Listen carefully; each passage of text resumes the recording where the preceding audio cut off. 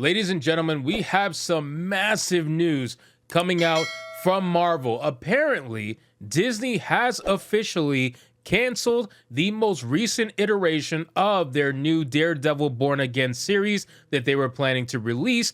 And I'm not surprised. I'm not surprised at all, given the fact that this show was probably going to be heavily influenced by She-Hulk, and we all know how that TV show went. It doesn't surprise me that this show has gone the way of the dodo bird. Now, they apparently also fired all of the writers that were associated with this TV show as well. So we are watching literally live in front of us right now the purge happening at Disney or at Marvel regarding their writers. And I'm not surprised that this happened right after the writer's strike, considering what's been going on. So let's get into this article, guys, from Bounding Into Comics. But of course, before we do, if you are new here, just consider subscribing. I'm Shadow Banishell, and like the video to push us out into the YouTube algorithm. So the headline says, report, Marvel scrapping Daredevil Born Again Disney Plus series and plans a significant creative reboot of the series. A new report claims that Marvel Studios is completely scrapping their upcoming Daredevil Born Again series for Disney Plus after they had already filmed nearly half of the first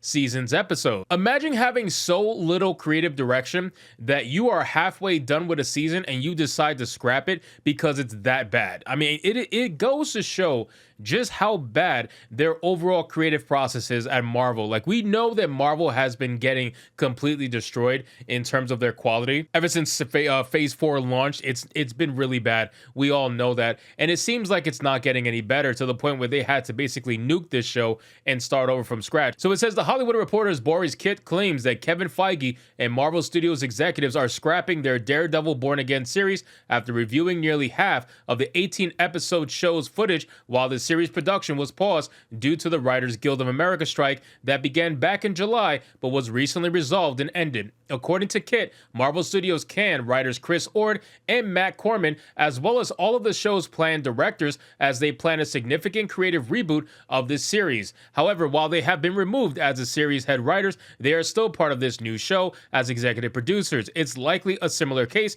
to Doctor Strange director Scott Derrickson getting an executive producer role after stepping away from Doctor Strange in the Multiverse due to creative differences. Now, I think this is a terrible idea, right? Like, if you're firing people from a TV show, you're firing them for a reason. And to make them executive producers, it really just doesn't do anybody any justice. Like, if you're going to get rid of them from a TV show, get rid of them completely. Don't add them to the TV show after the fact. I understand you're taking them from head writer and making them executive producer, but if they weren't doing your show any good to begin with, there's no reason to keep them on now.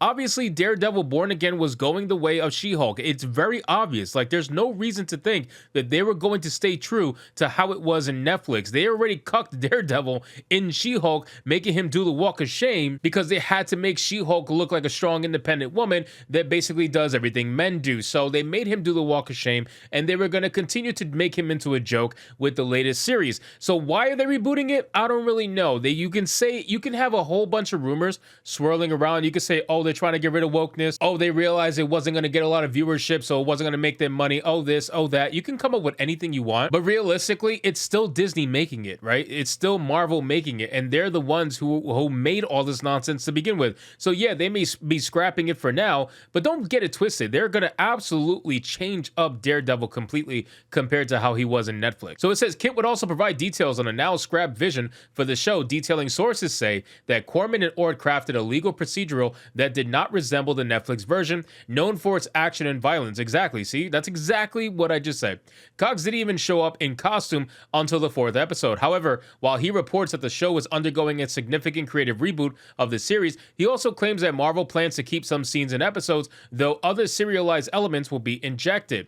Now, I did notice that it said it was an 18-episode series. That's really shocking to me, considering that, as you guys are aware, a lot of Disney Plus shows from Marvel barely crack 8 episodes. So I'm really shocked that this will go 18 episodes. I wonder if that's because it's a law-style TV show, so they tend to go long periods of episodes. But I really am surprised that was a thing. Don't be shocked if they try to shorten it to like 8 episodes. It says this report comes just weeks after details about the Daredevil Born Again series were uncovered on the U.S. Copyright Office public record system by ex-user Scarlet Witch Updates. Those details provided an official description for the show's first episode. Marvel Studios presents Daredevil, in which longtime rivals Matt Murdock and Wilson Fisk try to leave behind their darker alter egos to serve the people of New York, only to have their past catch up to them. In the first episode of the series, we are reintroduced into the world of Daredevil. Along with the description is also revealed a casting list that confirmed John Bernthal's return as Frank Castle, aka Punisher.